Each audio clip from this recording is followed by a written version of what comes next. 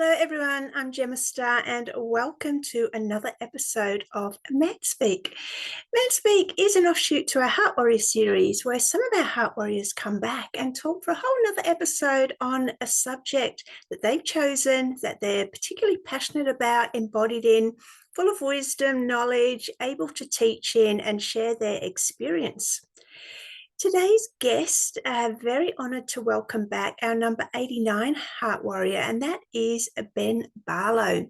Now, Ben is a freedom fighter, truth seeker, sovereignty teacher, men's rights advocate, and he's also host of his podcast, Breaking Barlow. So I think you're going to hear a lot about Ben in the upcoming months and years as we fight for our freedom. Ben's chosen topic today is bring back the alpha male. And we did touch on this in our last episode. So if you haven't seen that, go back and watch number 89 of the Heart Warrior series. So thrilled to expand into this and find out Ben's opinions, experience, and why he thinks this is so important. So thank you for being here and enjoy.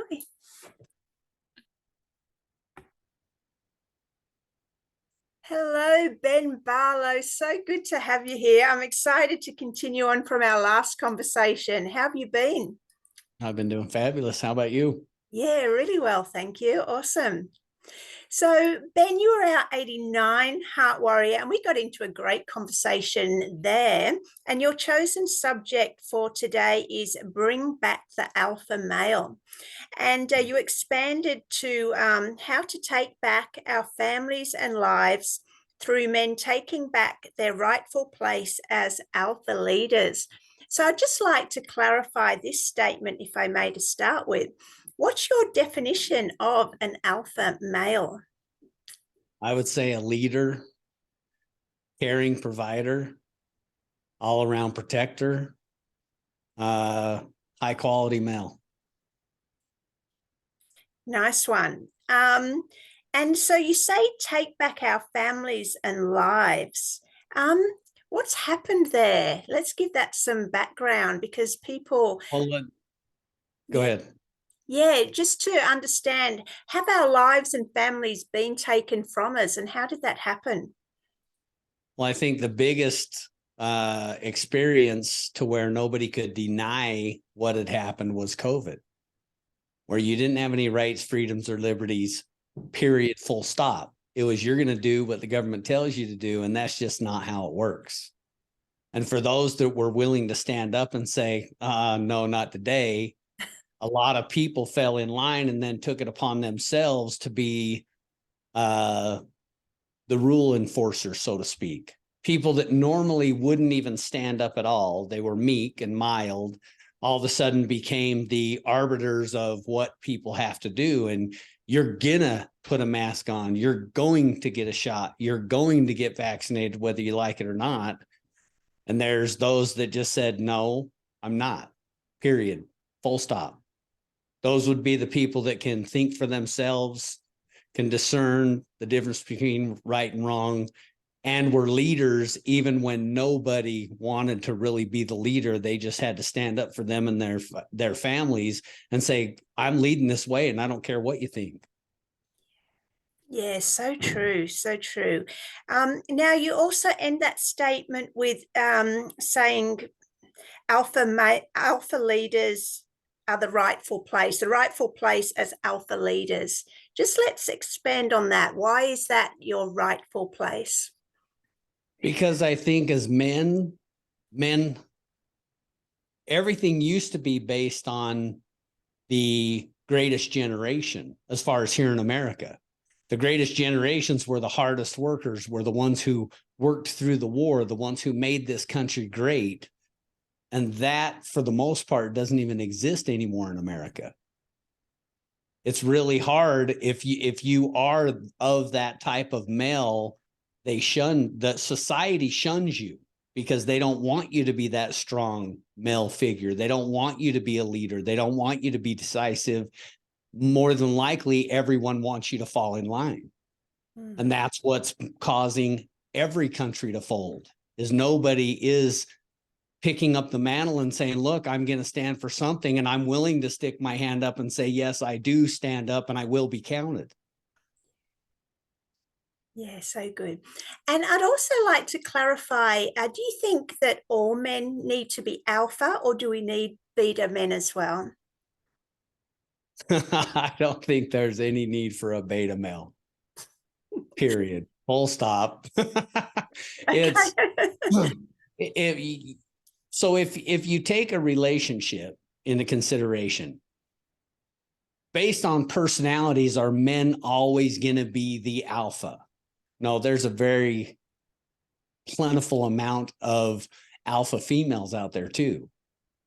And so in order for alpha males to actually be effective, the females have to allow their male, if he's capable of being an alpha, to take the mantle and say, look, I'm going to lead our family and I'm going to consider everything. I'm not just going to be abusive. I'm not just going to, hey, we're going this way, shut up and follow me.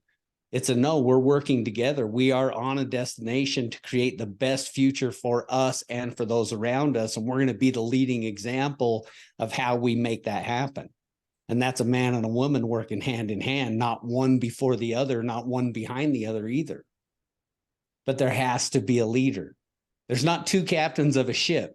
There's a captain and a first mate. And that's how it should be working in everything. Even in a corporation, you don't have two CEOs. You have a CEO, and then you have president, vice president, and everybody who falls beneath them. But it's not a command structure, so to speak, is more that it is a union between a man and a woman, that God put us out to be that union and that perfect union. And so when we start getting to the point, hold on for a sec. When we get to that point that men are willing to step up and be the fathers that they need to be, women are willing to allow the men to take that mantle, take that baton and run with it, and allow them to make mistakes, allow them to have errors so that they can learn, because we learn from messing up. We learn the most when we stub our toe. Yeah. Does that make sense? Yeah, for sure. I was just talking to a friend of mine and his son, he's 13 years old. And he is from the way that my buddy explains it and watching the videos of this 13-year-old playing baseball, he's knocking home runs out of the park, and he's hitting it way further than any of these other kids are. As in, he's playing high school level baseball at 13 years old. And so as we were sitting there talking, the dad was kind of bragging him up, and the kid looks at his dad, because the kid doesn't know me, but he looks at his dad like, shh, be quiet. Don't tell anybody about me. And his dad's like, nah, man, he's really that good. And the kid's like, doesn't want the limelight. Well, if he's that good, we should be celebrating that, not having him shy away from that. And what I said to him at that point is I said, hey, because I am an alpha male. What I said to him was, you know what, partner, in life, it's easy to give. It's easy to give love. It's easy to give of your time. It's easy to give gifts. But there's times in life where you have to be able to receive. And most males, most people can't receive. It's so easy to give, but they can't receive. And that's where we've got a lot of learning to do, because we've grown to be a taker society and a consumer society. And so when we quit consuming, because if he gets his, I can't get mine type of mentality.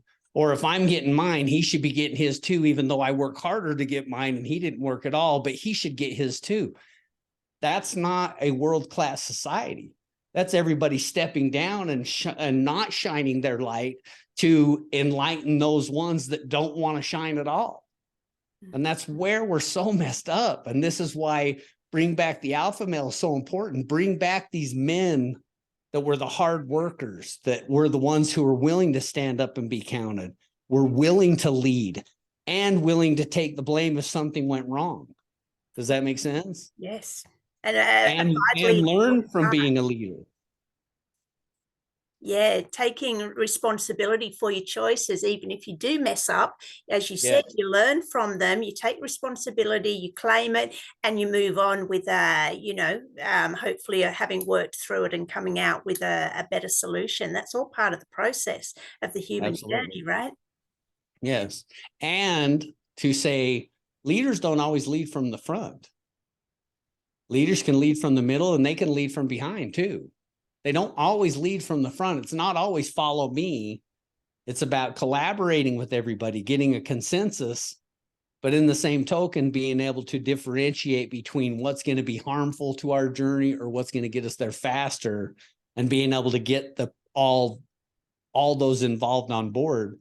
And where that counts with first is your family, with your first mate, which would be your woman. And then does that woman follow you, or does she question you? That's another big hurdle right now for men, is women are always questioning, well, is this right for us? They don't trust their men. But they give their children, these young boys, every chance after chance after chance, but they won't even give their men a chance or two to mess up. They hover over them. Yeah, good point. So, And I loved what you said earlier about when you started this conversation about men being the lead. That conversation we had with there can only be one leader, right?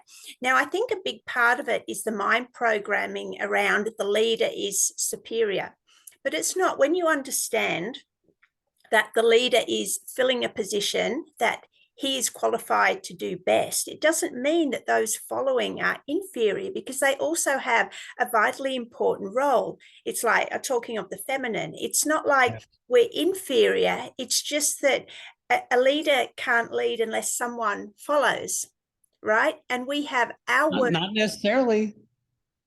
Not necessarily. Okay. Because a leader, like I said, it's not leading from the front so everybody follows them. A leader could be in the middle, or they could be in the very end. And maybe a leader is just a great collaborator. Maybe he can get everybody to be on the journey without him leading the way, but just prompting through thought. Did you think about this? Did you consider that? Well, we want to get there. How do you want to get there? Who's best to get us there? Who knows the way? Does anybody know the way? And it's asking a lot of questions and finding out before we start this journey. We find out, okay, what are the potential pitfalls? But people are so not properly prepared for any journey, let alone just living life right now. How many people do you know that have food storage, guns, ammo, all these essential things to protect what's yours? How many men can actually defend their family? And I mean, really defend your family. Take weapons away from it. Could you defend your family if somebody came to assault them? And I'll use the people here in America. Yes, we have the right to keep and bear arms. And yes, there's reasons why those are there. But most people are so overweight and out of shape, they can't even run a mile. And so that's where I'm coming in. I'm saying, you know what? If I'm going to defend my family, I need to be able to be capable of defending my family, and not just with weapons, physically defend my family, capable of doing whatever it takes. I need to be able to, let's say something breaks down, I got to save my community. Am I in shape enough to run 6 houses down and back with medical supplies or anything? Maybe it's an earthquake. Could you carry 3 to 6 people out of a building? Could you do, and most people can't do any of these things. And, as you're saying that from the feminine perspective, we might not be consciously aware of it, but subconsciously, if we don't feel our man can protect us in that situation, and it might be, physically, health-wise, whatever way, subconsciously, we don't have full respect for him or, trust in him. And, No. as I said, it might not be a conscious thing, but, if a relationship is suffering and there is this sort of respect and trust issue, it could well, go down to that. You're absolutely 100% correct. But men need to step up into that role regardless of what everyone else thinks, and start being the leader. You don't become the leader, you be the leader. Yes. It's not a destination that we get to. We learn as we go along. We learn what works best for the people that are in our stead. And having somebody in your stead simply means you're responsible for them. Those in my stead, I am responsible for. I'm responsible to make sure that they stay alive, that they get fed, that they get water, that they get whatever they need in this world that we're living in. And there's not enough men actually out there doing that. There's enough men out there providing toys and fun and weekends and, hey, let's go do this hike. But hey, we couldn't even survive a week without electricity. And then they're all looking at each other. Well, who had that job? I don't know. Right. The men need to step up and take that is their job. Mm-hmm. Because women would be able to willingly and more capably be in their feminine if they didn't have to wear that masculine role. Yeah. And it's the mind bending that's been going on, that women need to be in these roles, that the men are irrelevant anymore. And this is a whole big movement out there right now, especially with the transgender movement and everything else that's going on. Did you see the Sound of Freedom? I don't think we can in Australia. I've tried to find. Cannot see it in Australia? I've looked it up online where I can see it, and it says it's not available even for a live stream or anything. So if someone can tell me, please do. So I went and saw the movie. And I'm not going to blow it for everybody, but for the people that know nothing, the people that know, oh, Jeffrey Epstein had an island. Ghislaine Maxwell was helping Jeffrey Epstein. That's about what I would call a normie. They don't know anything. They just know some of this crazy stuff with these elites is going on. And then if you've watched any of the videos that have talked about this, child pornography, pedophilia, satanic rituals, all these things, that Sound of Freedom was a great film, but it did nothing, not one thing, to identify the true people that are doing it. It just told us what we already know. It told us how bad it is, how rampant it is, but it almost makes it look like it's out there somewhere. And these alpha males need to step up and be the ones protecting their children, because if you watch that movie, it's heartbreaking. That father had those two, his son and his daughter, taken from him, and he couldn't do anything about it. And it would just kill me if my daughter's 28 years old, but there would be nothing to keep me from finding her. And so that's where, how many of these men would just cry and give up? Oh, they got my kid. Really? That's all you're going to do? They just got your kid? Well, the police can't do anything. Yeah, but we can sure put a group of people together and we can go do something. You know what I mean? It's just, men aren't the protectors that they need to be anymore. And we need protectors now more than anything. The police aren't protecting you. Everybody thinks, no, we don't need anybody to protect us. We got the police. Well, the police aren't protecting you. Government's certainly not protecting you, because they're all in on this crazy pedophilia thing. Right. And sex trafficking. Let's I just need to be slightly careful because we're on YouTube, and I'd hate for this episode to get taken off because it's so good. So let's look at solutions. I like these things to be solution focused.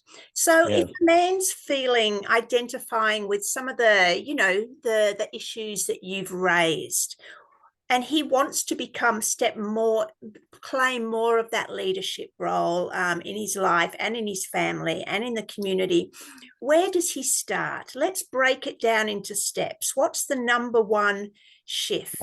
I would start with his family. Okay. So what does he have to do? Number one, with his wife. What can I do to, number one, help more in this family? What can I do to be a better provider? What can I do to make you feel most protected? And be able to sit back and listen. A lot of people like to ask questions, but they don't want to hear the answer. Does that make sense? Oh, definitely. Be willing to hear the answer. Most of these men, I look at them, they're pathetic. Even when I go out to a nightclub or something, and the guys are all puffed up and they're all gym ready and they're buff in the gym, but they couldn't run a mile. They couldn't fight a fight. They couldn't protect their mate if it came down to it. And so it's just laughable for me. The first thing you need to do is talk to your mate. How prepared am I in your mind to protect you should something fall apart? And listen. Then ask your children the same thing. Do you feel protected? Do we have a game plan in case you got abducted?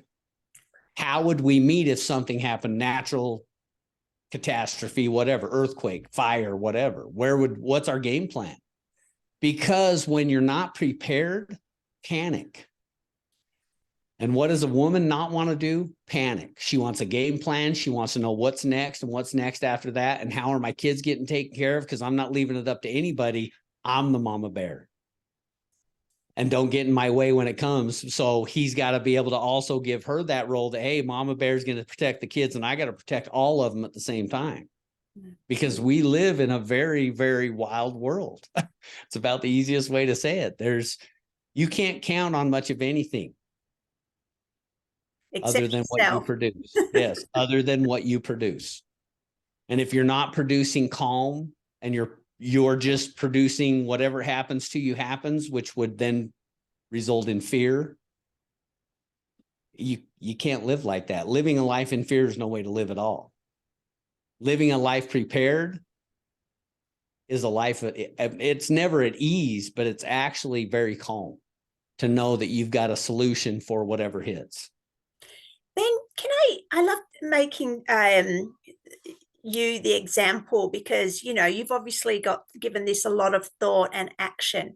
Can we give some examples of what you personally have done in your life to be ready for whatever might happen? Well, first off, I'm capable in physical conflict. I've been in martial arts all my life. My mother did that for us when we were young. And I think everyone should take some type of martial arts. And you have to remember, the art of fighting is not fighting. That's the art of fighting. That's why it's martial arts. Yes. Not fighting, negotiating, communicating, talking your way out of physical confrontation. But if it ever comes to physical confrontation, you got to be able to go. So other things, I don't like, to give an example, I had a person ask me the other day, well, what do you fear? Dying. I mean, but I don't really fear that. But I don't really fear anything because God's got me. And at the end of the day, I have a super belief system and I believe in God. And so I know he's got me. And at the end of the day, I've got my family just like he's got me. I've got food preparedness. So we don't have to worry about running out of food. Look, we got 1.5 years to go before we got to panic, but we're even not going to panic then because we'll put things in place. I've got water supply. I'm remodeling this whole place right now. That's why I'm tucked up close to the walls, because the floors all came out. They're all getting new. I'm remodeling on the backside. I'm putting in a whole filtration water system so that I have clean water, no matter what kind of water's in that line. I have clean water. Now it's municipal water, but at the end of the day, I'll have all kinds of filters and everything, so I don't have to bring water from an outside source in. But I also have 100 gallons sitting out there of alkalinized bottled water. I also have another 250 gallons of water sitting there just in case. That's boil water. And so there's all these things that I have into place. I've got guns, I've got ammo, and it's not guns and ammo to go fight somebody. It's guns and ammo to protect me, mine, and what's mine, and what's my friends and my communities. And if my community calls on me, which communities are going through COVID, if your community called on you, would you be willing to stand up, stand by their side, back them up? A lot of people went no, right? A lot of people just fell over. Okay, well, the government says we got to do it, even though it was the worst thing they could have done. And those that stood up, they were really, even over there in Australia, there were some people that are like, no, we're going to stand up. And I'm like, good for you. Because you got to have choices, and the choices have to be ours. We're the ones, as the people, hold all the power. Even in your country, you're the ones who hold all the power. They hold the courts, they hold other things to punish, but they really don't hold all the power. And they are very few, and we are all very many. And if we could just come together. First, it's about male, female, and racism and races and all this other stuff. Now it's about gays and transgenders. It's all these things to keep us distracted from coming together as one people. I don't care if you're over there in Australia or Africa or wherever you're at. If we come together as one people, those few will get so scared and they'll give up. But they keep us divided continuously. Yeah, so true. Love it, Ben. All right. So we spoke about the first step is to take, to look at your relationship and, to protect your family. What are some other steps that need to be taken for men to practically claim their role as alpha male? Well, I think men need to be supported by other men. You need to have a male group. You need to be able to bounce your ideas off of other good, honorable, integral men. Your wife isn't going to do that for you. That's not her job. Your kids can't do that for you. You're the one supposed to be teaching them, handing down and instilling honor, integrity, and faith. But that's the thing that's missing. A lot of people are missing faith, which is a major, major pinning point. If you don't have faith, you'll fall for anything. And so you have to have faith, and then you have to have honor and integrity. And we've talked about this before. Men learn honor and integrity differently. You learn it through fighting. That, please. Yeah, just recap on that point. Well, so men, I use some blanket statements, and women get very upset with me. But I've also taken some information from other women who study men. And one of them is Allison B. Armstrong. And she said, ladies, you don't know what honor and integrity is. You understand the word, you understand the concept, but the reality of it is, and forgive me, ladies, you don't understand integrity because the first fight you get in with your best friend, you tell all of her secrets. And it was in a seminar setting, and she went, the whole crowd, all the women went, oh my God, I can't believe you said that. And she said, but it's true. Now, not all women do that. Not all women do that, but that was what she was getting at. And so men need to be around men. Ladies, you need to allow your men to be around other males, because how do we get checks and balances of how we're supposed to be a great male, not a mediocre male, a great male, if we don't have other great males around us giving us feedback? Because our wife and kids can't give us the feedback we need. We need other great males to give us feedback. I still need that. There's some times that I'm heavy-handed, and some of my buddies will say, oh, dude, I'm like, I didn't see it like that. But nobody else would dare to give me that feedback. It's not that they wouldn't dare. It's just that they feel intimidated to be able to give me feedback like that. And, us women can't tell men how to be men. So the only feedback I think is healthy for us is our emotional state of being. If we're happy and blissful and radiant, and, the man knows he's from that feedback that, he's on the right track. Whereas if we are more in our masculine energy and we feel we have to protect ourselves, and we're more in our mind than our heart, and we're not restful, we're stressful, the man from that energetic feedback knows that something, if she's not resting in her feminine, in her heart, that something, he could do something better, I would say. And I agree with that. Let me add this little tidbit though. Men are very simple creatures. When women are in that space, they're quiet for the most part. They're not giving any real feedback. And so the guy's just dancing on eggshells, trying not to step on all the eggshells. He knows something will come out eventually, but I don't want to add to whatever she's got bottled up. I don't want to be the one to pull the top off of that bottle.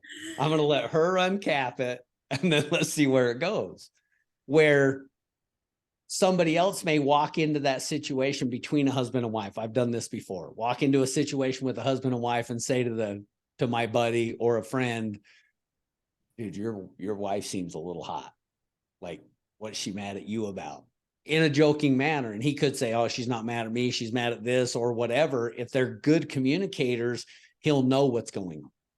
If they're not good communicators and she's just been quiet and he's not listening because she's not speaking, right? Because there's that.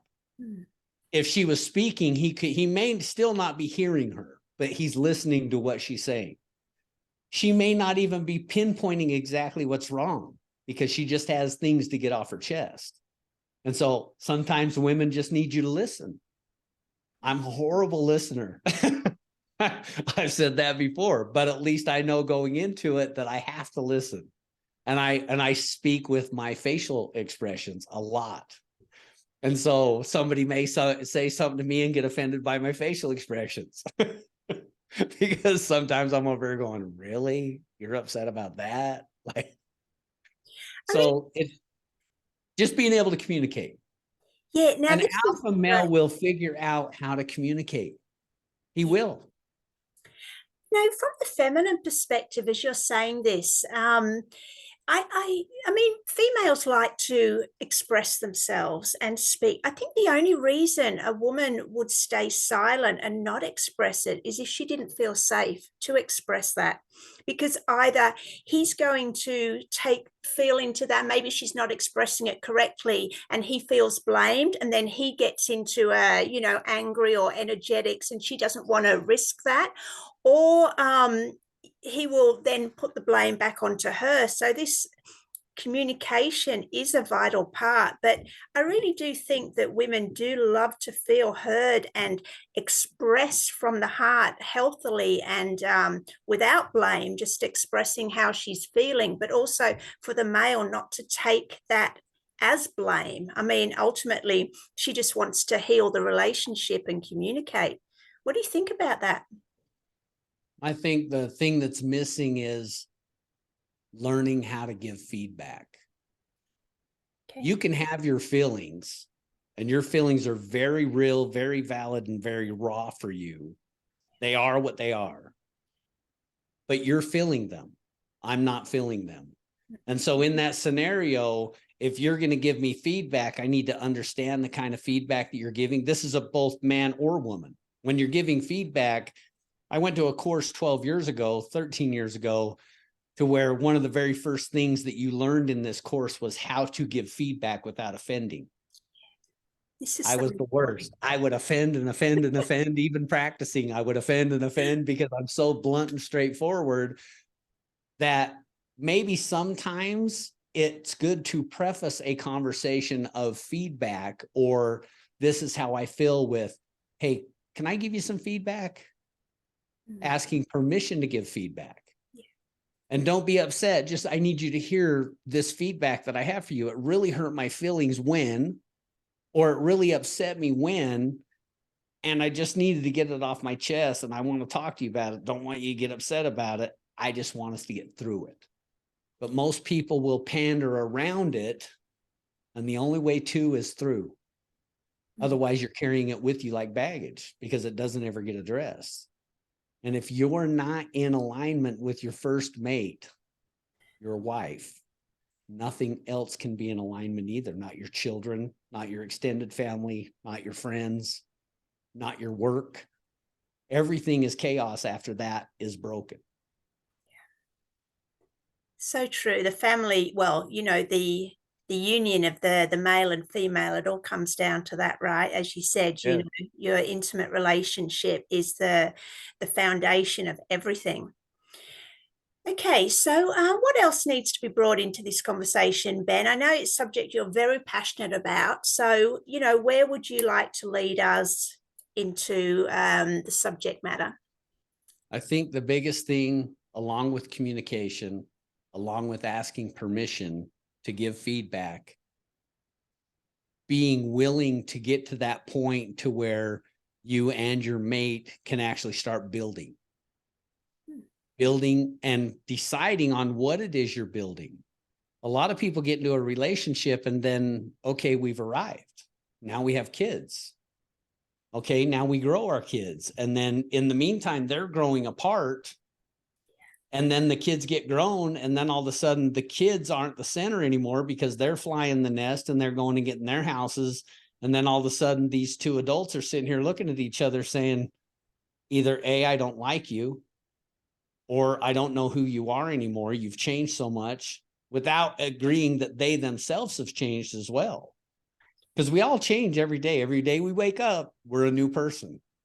And so if you miss all that growth and you're not growing together, at some point in time, you're going to see just how far apart you are or how close you are. And you have to work on the closeness. And if you loved each other enough to get into a relationship, you can love each other enough to work things out. But the way that society has the deck stacked is get rid of this one that's broken and go get a new one.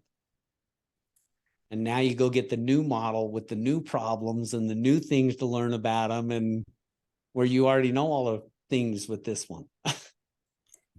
Yeah, but do people sometimes grow at different rates? I mean, if you're looking Absolutely. at, a couple that have been together 30 years and 20 years of that has been raising kids, and then they look at each other and agree, wow, we've both changed. But say, for example, someone has become very aware of, going back to the political narrative of the past few years, and they've been on board with that, and the other hasn't, jumped into that realm yet, and they're still, following the narrative. Where does one even start to come together?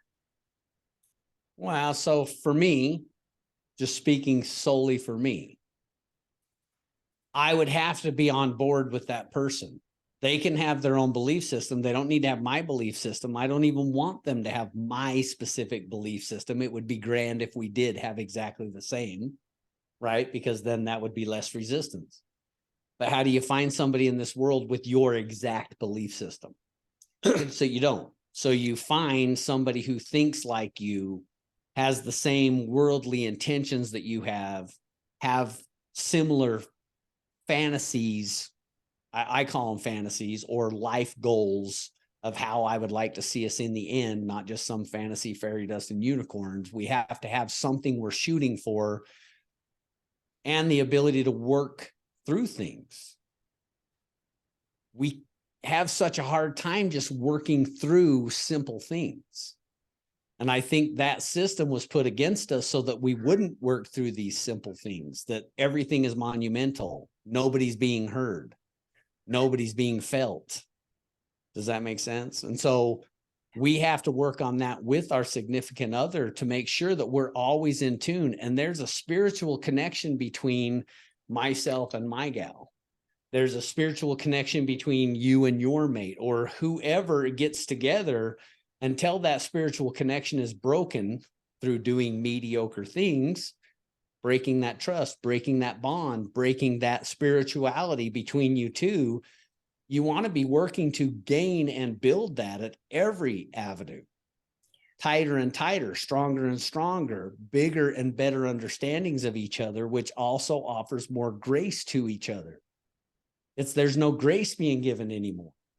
And so if they're not even wanting to understand where you're coming from, that ship's kind of sailed. So do you keep trying to work with them? Do you work through things? Because at some point in time, oil and water doesn't go together. It's oil and water. And you can shake it up and mix it up and it'll separate out, but then it'll all come back together as just simply oil and water. Do you like oil if you're water? And do you like water if you're oil? If you do, stay in that relationship. If you don't, maybe that's not a relationship for you. And that's the best way to think about this, is fail faster. In business, if you want a business to work out, you want a business to become successful, fail faster. Find out what doesn't work, step left and step through. Yeah. Find out what does work. Yeah. You brought up faith before, which, is as a very important aspect for you in your own personal journey. So where does faith come into relationships? Like, you touched on it already, are all relationships meant to last forever? When you come together and you decide that, you are oil and water, and, you're not in agreement with that, Where does all this come into? Because people are growing consciously at such a fast rate. There is a lot of this divide, right? And it can happen quite suddenly. You can wake up one morning and just feel oil and water. So where does faith come into this? And where does, trusting that maybe not all relationships are meant to last forever? I think number one, the biggest thing to do is being connected to your mate. And that connection is what helps you both determine each other's temperature, so to speak. Are you upset with me? I sense that you're short with me. Is there something that I did? Can you talk these things through? Most people nowadays get into these relationships and they've already been in so many failed relationships that they just jump into another and they never heal. So then if they're never around others to speak out what's in their mind, they never find out where they possibly could have went wrong because they just jump from one boat to the next boat to the next boat. Does that make sense? The moment I sense that there's water in the boat, I'm jumping from this boat because there's a hole in the boat. It doesn't matter that somebody was in the boat with all wet clothes before and there's no hole in the boat, but just there's water in the boat and I jumped off the boat. So there's no compassion for each other, where we live in a society that says, oh, you got to be compassionate, but nobody's compassionate. We live in a society that says, oh, we want a relationship, but nobody wants to go through the hard work to get that perfect relationship. We live in a society that says, oh, faith, religion, but none of them have spirituality. And so it's if you aren't in alignment, and there's a movie, and I want to say it's Legends. Tom Cruise and the big devil. I don't know if you've ever seen it. I think it's called Legends, but it's a fantastical, it has unicorns in it. And down below is where all this evil's going on. Well, they have to get light down there. So they take these big shields, and I'm going to use the lighthouse as an example. This is just in the reverse. They've got to get light down underground in order to kill the devil. So when the sun's coming up, they drop down all these super shiny shields down into the depths of this earth. And then they take the one shield that shines to the next one. And then that person's up there. He's got to shine it down to the next one. And they beep, beep, beep, beep, beep, until they get the light to the devil and it kills the devil. Well, think about a lighthouse. Have you heard the term, you can either be a tugboat or a lighthouse? No, but I can imagine that. Yeah. So in the harbor, we can all be tugboats. We can run out there and grab one boat at a time and drag it to safety to make sure it doesn't hit the rocks. I can run out and grab another one, drag it to safety, make sure it doesn't hit the rocks. Well, we can have 30, 40 tugboats out there and it's still somebody may hit the rocks. But if we are the lighthouse, we can illuminate the rocks and everybody can just go around the rocks. And there's not all this busy energy down there. Okay, so imagine the lighthouse. And I am the lighthouse. Well, if my soul is the light, and I've got all these little levers of shiny shields that come up to me being the beacon, but one of them's out of alignment, the lighthouse doesn't shine. And so when through what's transpired, I believe in every country, with every human, is somehow, some way, these forces or people have gotten us to be out of alignment through food, through medicines, through television intake, social media intake, all these things that have us completely out of alignment so we don't shine the way we should shine. Men are not the alpha males they should be, the kind, loving leaders connected to their women, one woman, not multiple women. Women feel safe. They're connected to their one man. They push their man up, not pull him down. The children now exalt their mothers and their fathers. Honor thy mother and father. And so they're pushing their mother and father up because they are good people. And these children are learning. And so by doing that one family at a time, look at how a neighborhood would change. Because then the other kids want to be around. Everybody wants to gravitate to those kind, loving people that are the lighthouses. And it's easy to be a lighthouse. You just can't be in anxiety all the time. You can't be depressed all the time. You have to be connected to yourself, to your source. Most people aren't connected to any source. They're just bludgeoning through life as they go. And it's a hard life to live when you don't have any real hope for the other side. We're just going to make it one day until we die. And that's just no way to live, because there's something way beyond this. And there's a lot of work that we have to do here while we're here, and a lot of love that we have to give out. Well, if we're always not in alignment, and if we're always struggling and we're always working hard, you don't see all the doors that are open and all the opportunity. You just see the, oh, I'm grudging through this, and I don't think I can make it another day. I don't think I can make it another week. Oh, I hate my husband. Oh, I hate my kids. And so this manifests itself because that energy is such a negative energy that just keeps on waving and waving and waving, and it affects and gets icky on everybody. And it all starts with the man. When the man's in control, when the man is spreading love, when the man is at his work on his A game, doing everything he can. But what we have right now is all the cards are stacked against him. All the masculinity is being attacked. Any man who wants to stand up and be the leader of his home, sit down. Both of us are leaders. We're not both leaders. A woman can be a leader of her family. She can even be a leader in her community. But she would even be more powerful with a man as an example, and teaching him how to be more powerful as he's teaching her to be more powerful, because together it's this. And that's the most powerful, because that teaches the children how to be powerful, how to be loved, spread love. But right now we're in such chaos. Just the sound of freedom. It's chaos. And it's all around us, but everybody's ignoring it as if it's not even happening. And it's so big, and people are I just considered the one guy that got his daughter taken, the ripple effect that had in his community of negativity. And just with the Tim Ballard character, the negative ripple it had within him and his wife and his family, knowing that somebody was out there unsaved, needing to be saved. And so when men stand up and they take their rightful place as a good, honorable, having integrity leader of his family first, and he leads by example with that family. So when people look at him, they're like, oh, he acts like a leader, but he can't even lead his own flock. Men have to step up and be those leaders that can lead their flock, because then they show by example that they can lead more than their flock. This is great, Ben. And I'd like to go back to, when I said, what's one of the first steps that a man can take? And we spoke about his relationship with his woman.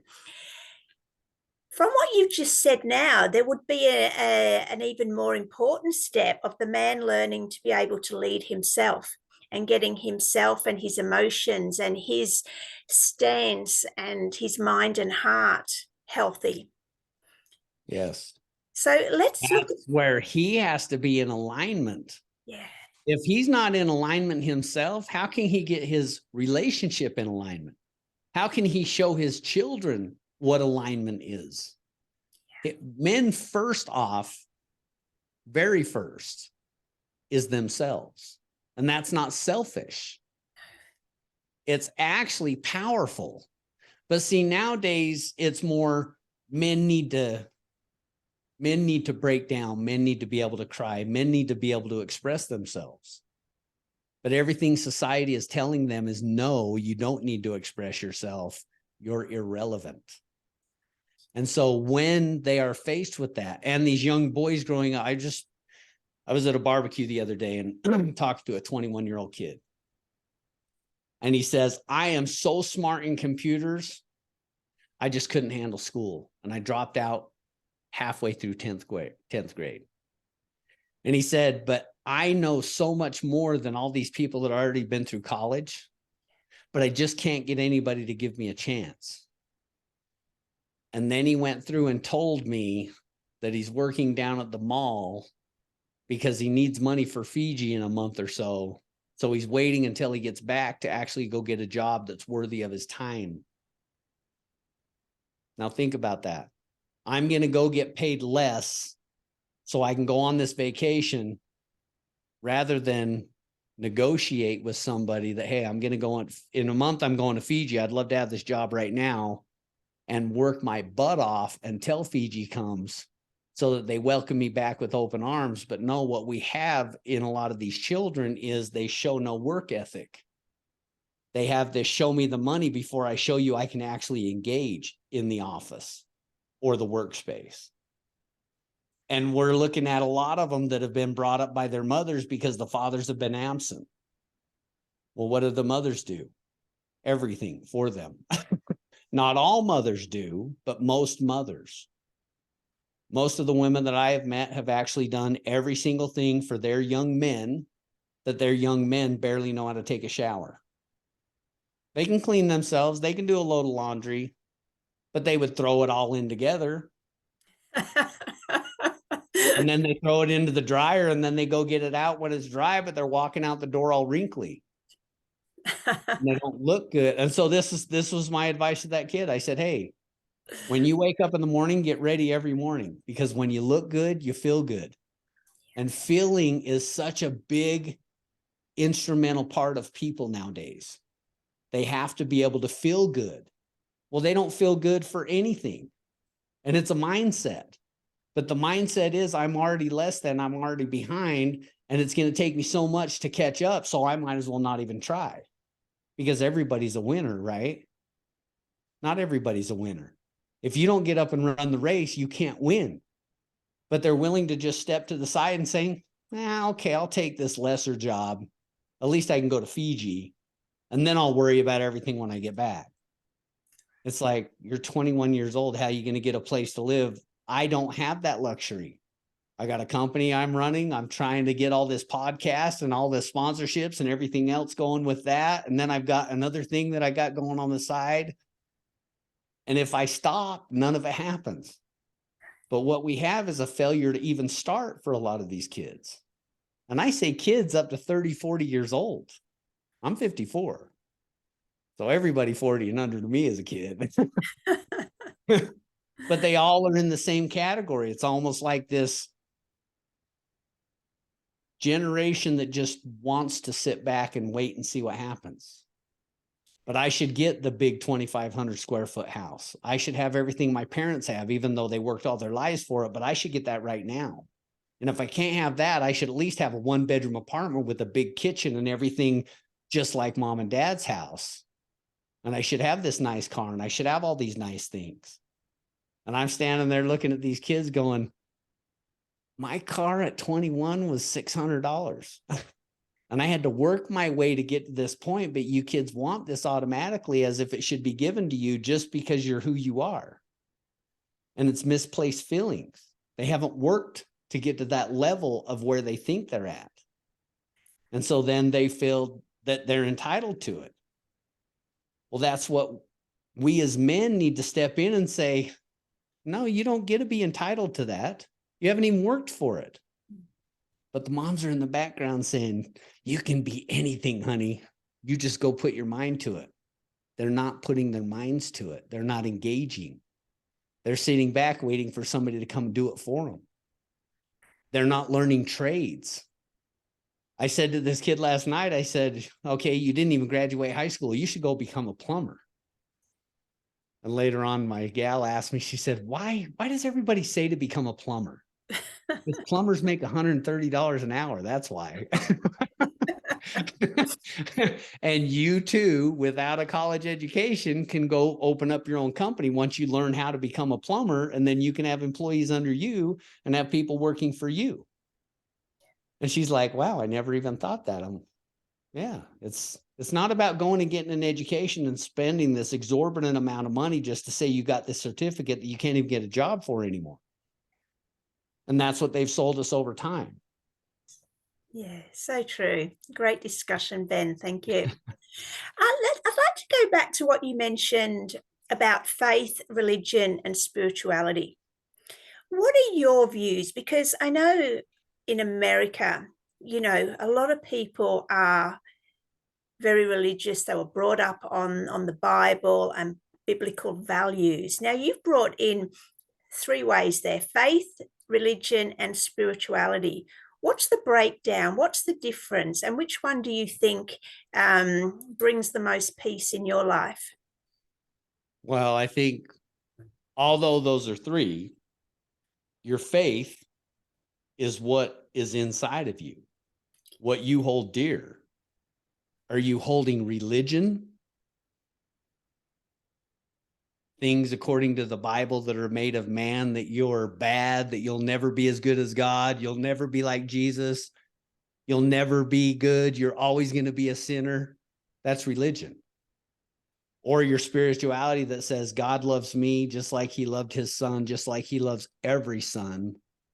And I am created in his image, and I do have the benefits of being loved by God, and I can do anything. And my faith is that I'm going to keep my faith. I'm going to do right all the time. I'm going to have honor. I'm going to have integrity. And it's not this religious dogma garbage that you're never going to be good enough, or you'll never, unless you give everything up to Jesus Christ, you're never going to get to heaven. Religion is a control feature. And that's all it was ever for. And even through the Obama administration in the United States and through these Republicans, here we think we're voting red or blue, Democrat or Republican. But at the end of the day, they're running the ball down the same direction on the field to run it into the same exact end zone, but they just keep us fighting amongst each other over who's better or who's not. Religion does the same thing. When I was a kid, I was brought up LDS, Mormon. I would go to a Mormon church on Sunday. Not my mom and dad smoked and drank, so they weren't faithful believers in the LDS church, because if you believe in the LDS church, you don't smoke, you don't drink. Okay, well, they smoked and drink. It was my grandparents that were very religious LDS. Well, on Sundays, I was going to church because it made my mother happy. It made her ecstatic when I would go to church. And out of 6 brothers, I was one of the only ones that went to church. But that's where all my friends were, because I lived in a very Mormon neighborhood. We were like the black sheep, but every week I'd go to church with all my friends, and I'd always be in Boy Scouts with all of them. And then on Wednesdays, I'd go to Catholic catechism with my other buddy, who was one of my best friends. And so I'm seeing the LDS religion side that says, yeah, the Catholic Church is the whore of all churches. And then I see the Catholic side of what they believe. Oh, the Mormons, that's a cult. But at the end of the day, I'm standing there getting this religious view and this religious view, and I'm over here going, how do you know you're not all praying to the same guy? But your church is, you're standing on your corner saying my church is better, and you're standing on your corner saying my church is better, and I'm saying you're both full of shit. Because that's religion, fighting for whose God is better than the other's God. And so at the end of the day, your faith is what is important. And so many people don't believe in anything. They have no faith. They're blindly just running through life. Well, when I die, I turn to dust.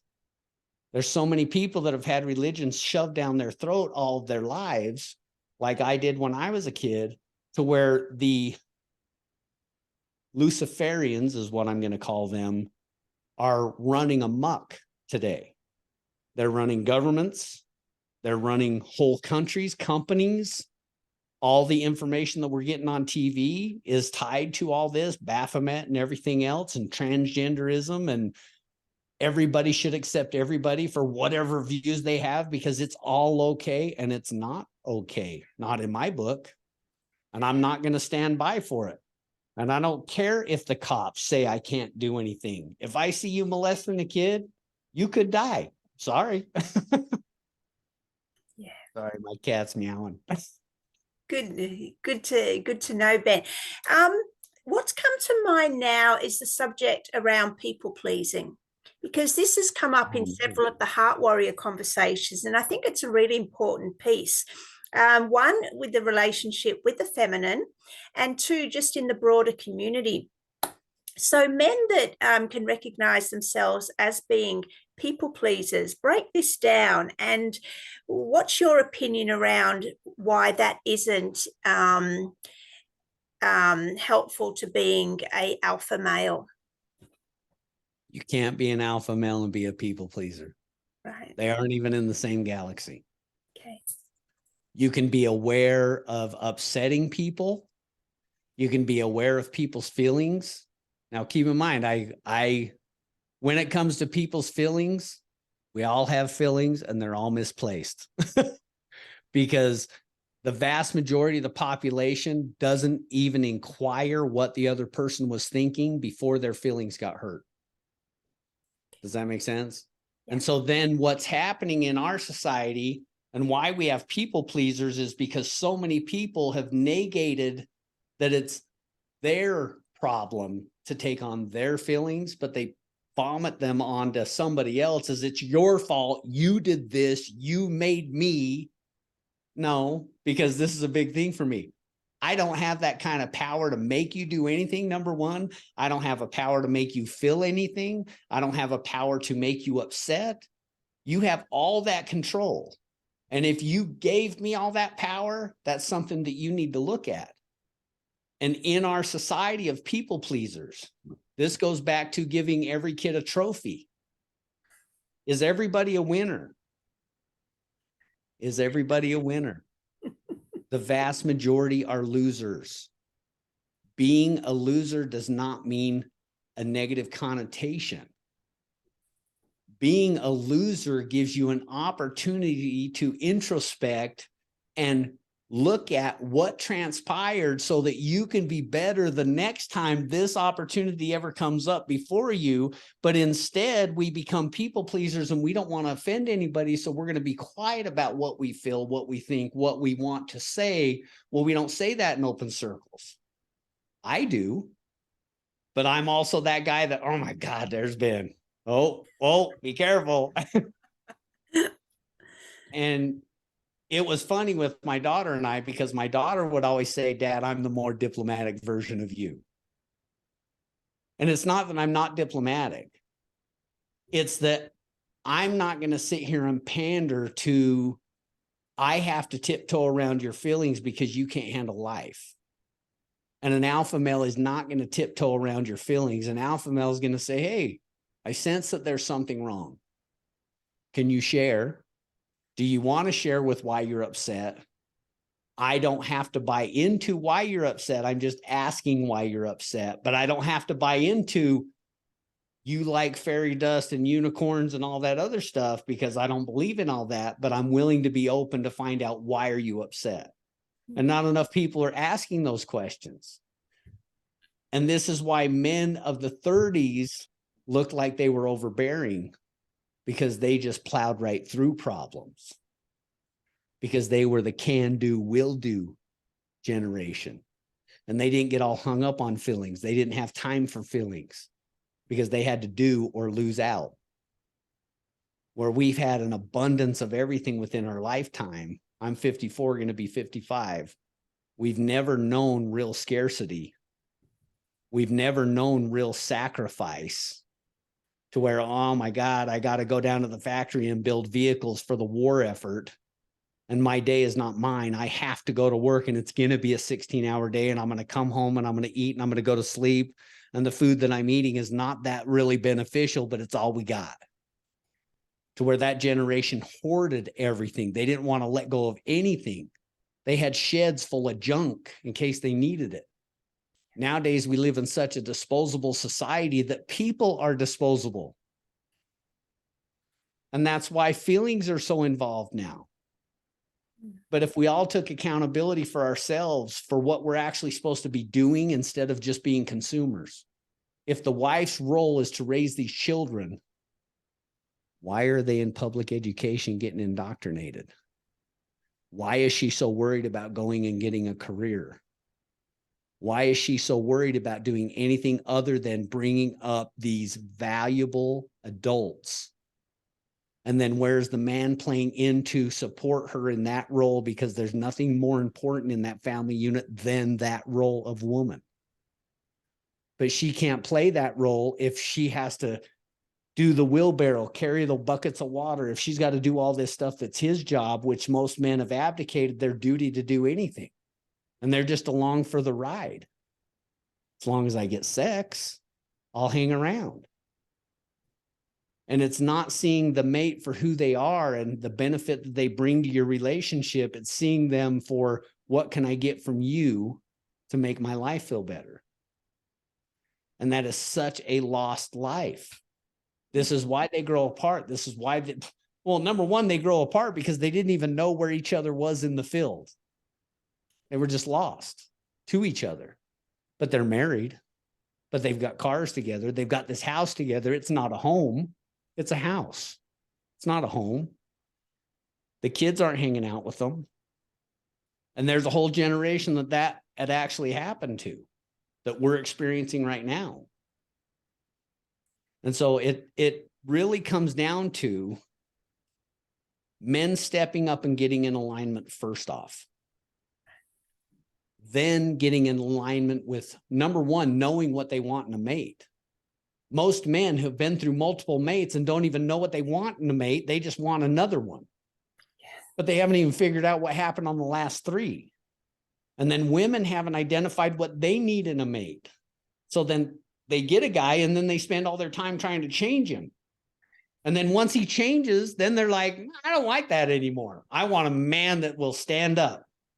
Okay, well, you just spent all this time beating him down and he finally just succumbed. And now you don't want him. So some other woman's going to pick up this broken male. Where if the man would just stand up and say, no, this is me, the leader. I'm going to be honorable. Am I always going to be nice? No. Jesus wasn't always nice either. That's what people forget. Sometimes he flipped tables and whipped people. But we have this idea that these men need to be these nice guys. And Jordan Peterson said it. You need to be the most dangerous and have it under control. And that's what I think. Sexy. That's it absolutely is. Yeah. I will tell you right now, do you know why in the wild, and I use the Wild Wild West. I was born in the wrong era. I should have either been a Viking or in the Wild Wild West or something where. Well, maybe you were in other lifetimes. I probably was. And so when it comes to, just to give an example, anywhere I go, I am super uber aware of my surroundings. I'm familiar with everything that's going on within 100 yards of me. I'm that aware. Not just what's happening within 10 feet, 20 feet, 30 feet, 50 feet, 50 yards, 100 yards. And I'm always on point. Most men are just bumbling through life because they have no idea. Well, meanwhile, you got this guy over there hawking your kid or your wife or your family, and they're so dishonorable. Let's say they just think your wife's hot. They'll walk up and catcall your wife or be looking at her while you're standing there looking at him. Now, back in the old days, you'd walk up and slap the shit out of that guy. And everybody around would say, bravo, good job. That guy had it coming. Nowadays, everybody would pull out their phone and start filming it. And who's going to give the information to the cops first? And this guy's got to go to jail because just because that guy was catcalling or looking or hawking on his wife, he didn't have the right to go up there and do anything. But see, we live in this society where everything's accepted. And it's not just America, it's everywhere.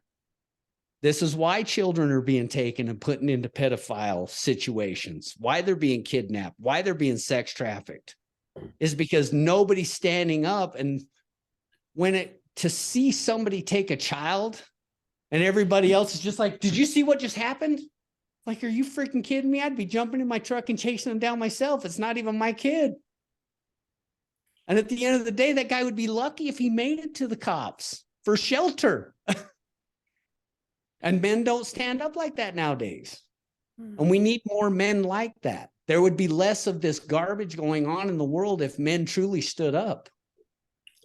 But it also requires the women to allow the men to stand up. Men fight.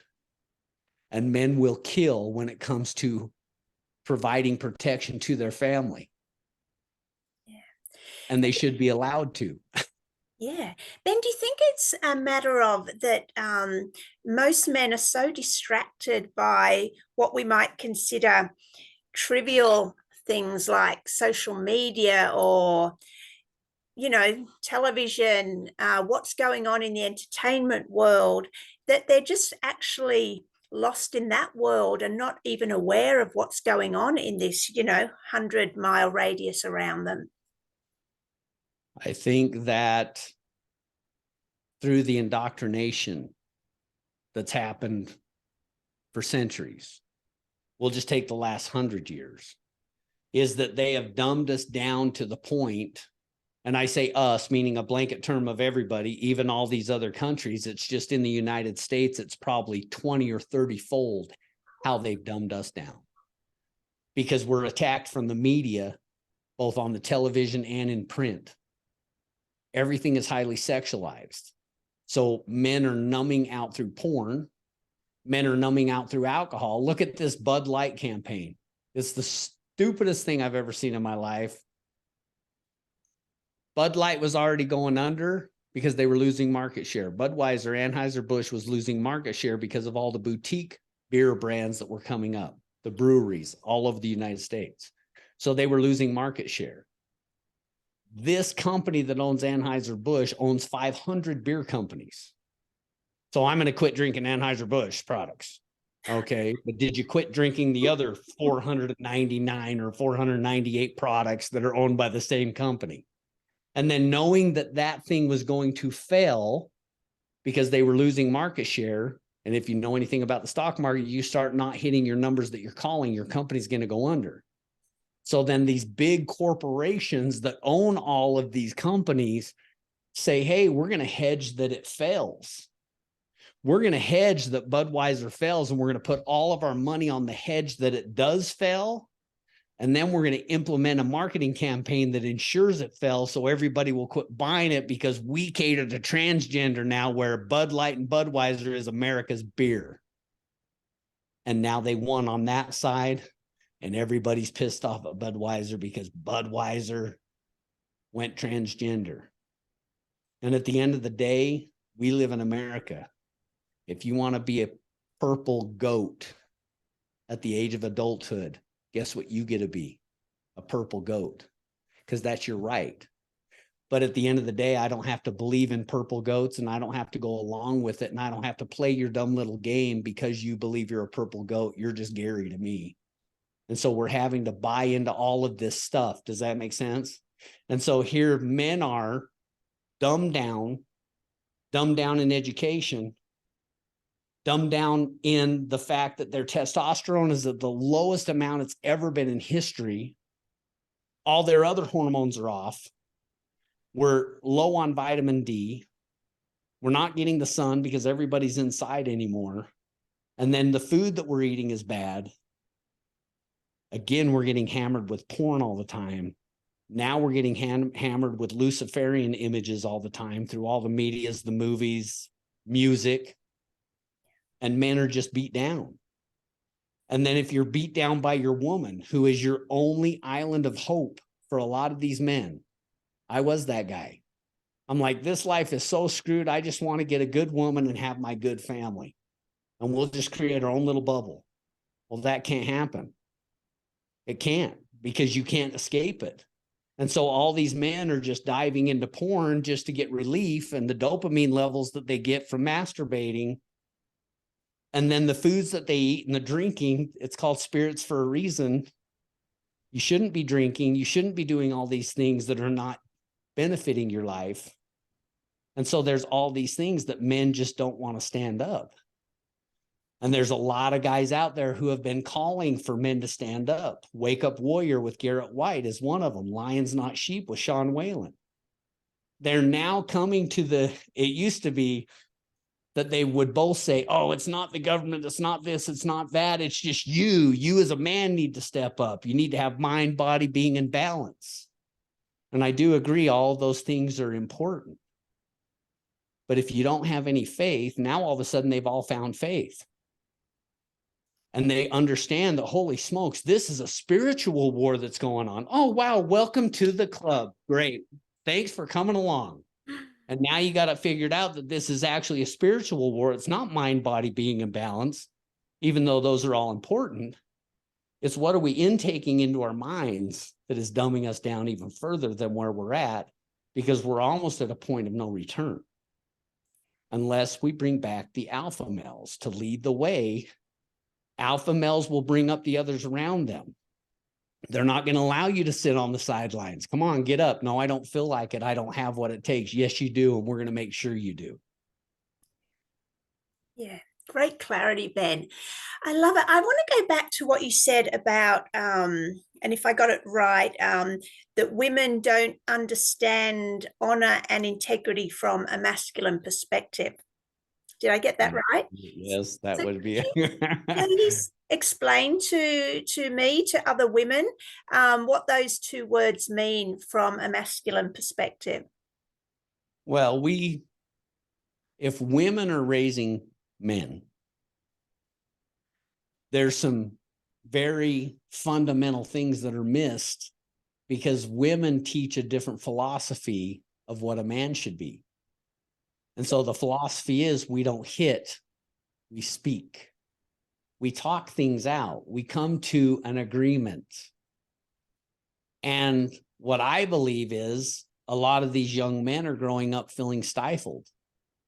This is why we have school shooters, because everybody is handling their problems for them and nothing's getting done. And so then they're lashing out because they finally come to a breaking point that they're like, nope, and I'm going to make sure everybody pays too. You can't escape bullying anymore. It used to be we'd be bullied at school, and then we would go home, and we got to escape them until the next day.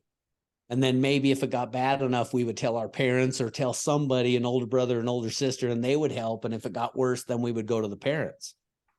Well, they can't escape the bullying anymore because and again, blanket terms, no one is teaching these boys how to be alpha males to stand up for the weaker ones that can't stand up for themselves. I was always that one that was fighting everybody else's fight because somebody was doing somebody else wrong. And I would step in and I would lay a beat down on the bully because my older brother was the bully of the school. I had to go home to him every single day. I never got to escape the bully. And so I was always the one sticking up for the underdogs. And you just didn't allow that to happen. And it goes back to our family. We could beat up on each other, but nobody else could beat us up because then you'd bring the wrath of the family. And And so we've got 6 or 7. What did you have 6 boys and 1 girl? Is that right? boys and one girl, yeah. And so the thing is that everybody stands back and starts videoing rather than stepping in to help. At the worst case scenario, you should be stepping in to stop the fight. But people don't even do that. It's like this cannibalism goes on. They just start feeding frenzy on each other. Mm-hmm. And that's what's wrong with society right now. And that's because we don't have any alpha males in abundance. Mm-hmm. The elephant, they did a study on the elephants because the young bull elephants, all the big bull elephants were getting killed. So in the parks over in Africa, they were taking all these adolescent bulls and they were putting them in the national parks to protect them. And these young bull elephants were running around and just impaling all the rhinos, literally just running them through with their tusks. And what they finally figured out was they took a big bull elephant, a mature bull elephant, stuck him in with all these adolescent bulls. And that big bull elephant got them all in line. And they quit killing the rhinos. Because he led by example, he didn't let them be bullies. When they started pushing around the rhinos, he'd go up there, hey, not your guy. Leave him alone. And there's not enough of that going on in society today. Because it's more interesting to look at somebody get beat up and here, let me video this so I can show it to my friends and all the kids are learning this is the way too. And it's amazing to me because I had family that was first responders, ambulance drivers, paramedics, whatever you want. And in their oath, if they drove by an accident, they had to stop to give aid or they could be sued. Well, everybody back then stopped to give aid. But then they made it to where, holy smokes, if you moved somebody and it hurt their neck or something, now they can sue you because you gave them aid, even though they were going to die. Yeah. You pulled them out of a burning car and they had a broken neck. And so now they've got some kind of problems that are going on because their neck was broke. But if you left them there, they would have died. But now they can sue you for everything you've got. So then everybody stopping and giving aid. Well, look how far we've come in society where nobody stops to give aid, no matter what the problem is, other than alpha males. A good guy with a gun always stops a bad guy with a gun. Who's the good guy with the gun that ran into the firefight? An alpha male. Great, Ben. We'll start wrapping up. Now, what else? Is there anything that you haven't had a chance to say that needs to be said in this conversation? There's so much still to say.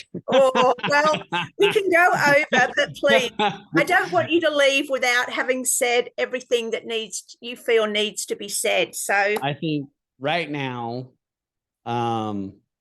since our last podcast that we had, I got some phone calls of guys that wanted me to mentor them. I've got so much going on with my construction company because that's what I do for a day job. I own a construction company. We do remodels and build outs. And I've got guys that want me to take them on and start mentoring them. I'm trying to I am putting all those key pieces into place right now. And we will have a system for them to come and participate, but we're just not ready yet. Because I can't create a whole new job that takes my focus away from the current job that I have and then have two tigers by the tail. So we're implementing softwares and things like that, websites and all that, so that we can actually do some seminars, come to you, teach you gun training. I think everybody should get into martial arts. Everyone. Nobody is exempt. Your children at a minimum right now should be in martial arts. If you go watch The Sound of Freedom, it's very basic. If you can't fight somebody off of you, they're going to take you or your kids. You need to be able to fight enough to be able to get away so that you can save yourself. And men need to be stepping up. And most men don't know how to fight. They've got the bravado and the bluster, but when it really comes down to it, could they fight to the death? Could they actually stop somebody from taking their family member? And if you can't, if you're out of shape, or you don't know how to fight, or you don't know how to defend or protect your family member, you need to get in some martial arts. whatever the age, right? Never Whatever too. Well, it's good. It's healthy for you. Yeah, And yeah. To give you, my mom said to me today, she's like, wow, you're getting big. And I said, it's because I've been working out. Because I put on a plate carrier. A plate carrier is a bulletproof vest. And it's 36 pounds. So it's a big bulletproof vest. At 36 pounds, what I'm thinking is, because have you ever seen the movie The Patriot with Mel Gibson? Oh, maybe back in the day. Okay. It was Mel. But they were healthy. They weren't fat. There was heavier guys based on their family genetics, but most of them were healthy because they were working farms. They were doing a lot of things physical. Most men nowadays are so out of shape, even if they look physically healthy, they're sick because of the vaccine or whatever. They're sick because they're not taking care of themselves. So my mom said to me today, she's like, honey, you've got all your hair and all of your brothers are balding. And she said, I really think that's because you take such good care of yourself. And I've always taken relative good care of myself. But it was when I put on that plate carrier going through the Obama years and then going through Trump. And then now here we are into Biden. We're seeing they claiming it's China coming and trying to take control of our country and every country out there. But at the end of the day, America is being attacked on every front. And if we had to take up arms to defend our country, how many are in shape enough to defend that country if you're not in shape enough to defend your wife or your children? Could you go to war today? And most of them couldn't. So then we've got to rely on who? The military. Well, so There's all these things that all these men need to truly step up. And is it any wonder why women don't feel safe? Is it any wonder why women don't want to talk about politics because it's all gloom and doom? There's no outside aspect other than, holy shit, it's fear. I'm going to go shopping. I just need to get my mind off of all this stuff. Yeah. Ben, let's look at if the current trend of, would you agree that more men are stepping into this alpha role? It might not be as fast as you'd like it, but the general trend is of expansion. What are we looking at in 5 and 10 years? How different will society be when these more men have stepped into their rightful role as alpha leaders? Well, this is tricky because there's two forces that are going on right now. There's the force of the people through the Great Awakening who are waking up, right? We know that that's happening. People are actually becoming aware at an exponential rate right now. But there's also the other side that's been working against us for eons to enslave us, to keep us dumbed down. And what we're racing against is this Chinese social credit system. And so if we all become alpha males at an exponential rate, we can fight back this social credit system that's there to tie us down. And I'll explain that is that you won't be able to buy anything other than what they tell you you'll buy. You won't be able to travel from your locale. You won't be able to go on vacation. You will do just what you're told, and you'll be a good little slave, or we'll ding your credit system, and then we'll start dictating what you can buy, how much you can buy, where you can go, what you can do. And so if we don't gear in and exponentially create these alpha males within 5 years, within and triple and quadruple that number within 10 years, it's going to be a hard road to haul. It's that important that we now, and I do believe that these kids, so 4 or 5 years ago, I started noticing that these under 21 years old and under were waking up because they're looking at their parents and their wrecked relationships.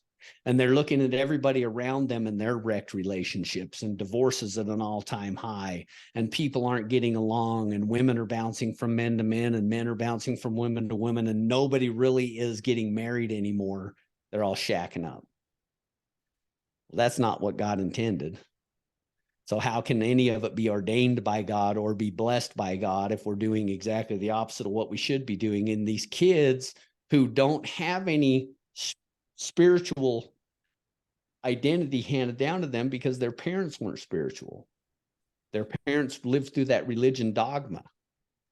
And so at 21 years old and younger, they're looking at all this around them and they're saying, wow, this isn't working. None of this is working. And these kids are really saying, life is so fucked up. They're really saying just that. Life is so fucked up. And what can I do to not have that life like that? And so that's that sparkle of hope, that little tiny bit of light that we've got to teach them how to turn their lighthouse on, because their generation is trapped in their feelings and they don't have any spiritual backing. They don't know that there's a plan beyond here. They don't believe in a God. They don't believe in anything. They don't even want to be here. Well, why would I want to live in this place that's this messed up? And it's so hard for me to even get a house. And then they're still in the mindset that I should have the same house that my mom has. Why do I have to go live in that little cheap, junky apartment? Why do I have to experience cockroaches? You go to the extreme. Does that make sense? Yeah, for sure. I'm so above all this, but they haven't worked for any of it. Yeah. And so there is that glimmer of hope in these young kids that if we can grab them now, and that's the intent, that's what Breaking Barlow is about, is getting these leaders together. The intent for me is to get 200 acres and bring them on this 200 acres, give them a little vacation, like a working vacation, teach them how farming actually happens, ranching actually happens, where our food, good food, really comes from. Right now, all the food in the United States is genetically modified. I don't care whether it says organic or not. The whole reason why they're against Putin and Russia is because he is going to create a food supply that is non-GMO. Well, everything coming from the United States and these other countries that they can pin them down is genetically modified garbage that is working against us, and it's killing us. And so do these kids have a chance? We see what they did to us at 54. I see what they did to the 40s, to the 30s, to the 20s. And so we've got to start with our children. Number one, working with our mates that, hey, our kids have to be aware. They can't just grow up oblivious anymore. They have to be aware of exactly why they want to eat non-GMO foods, why they want to stay away from sugar, why they want to stay away from porn, why they want to stay away from all these things that could gravitate them over to a life of hardship, and teach them about God. Yes, so good, Ben. What an amazing conversation. Thank you so much. Great stuff has come up. So I want to thank you so much, but I also want to ask please let people know where they can find you and what's happening with your podcast. For right now, you can find me on TikTok. I'm getting ready to update a lot of those videos. You can go to breakingbarlow.com, get registered in there. When we start the podcast, that's going to send out the alerts that everything's now launched and where you can watch it at. I just hired a producer. Before it was just me doing everything, and now I'm hiring a producer to sit behind the camera. I just got 2 more podcast stations because I've got other people that want to come on, and I don't want to launch the podcast until we're completely ready. And I've had one of my friends called me up and he said, hey, you said 4 months ago you were going to launch this podcast. How hard can it be? And I'm like, you just have no idea of the magnitude of what we're building. We're not just putting together a podcast. We're building a complete and entire community with resources. And when we have the resources, we want them to be able to get the resources readily available right now, not just, hey, get me on a list. Right. Yeah. So sounds amazing. I can't wait. So many good things happening in your world, and you know what you're putting out, and you know, bringing about through your own knowledge and experience. So thank you so much, Ben, for being you and for leading the way. I really appreciate it. Anytime I can be on, love to sit and chat with you. Great. Well, I'm sure that, you know, we'll make that happen. Yes. Well, you can make it happen. You what? You can make it happen, and I will facilitate it. Yes, absolutely. However that works. Anyway, thanks everyone for watching, and make sure to check out Ben. You're on Facebook as well, right? Facebook, I'm on Instagram, I'm on TikTok. We're getting ready to launch Rumble. We'll do Rumble. I mean, we're going to do every single social media that you can get your hands on. Yeah, I hear this new one out as well. We know they're going to shut me down. We already know this. Right. We're going to make it so that it's very hard for them to do so. All right. Well, I'll put all your links down below so people can, you know, keep up with you wherever you are. Thanks everyone for watching. I'll be back in another few days with another episode of Man Speak. So take care. Bye-bye. Hang on, Ben. Which one is this one?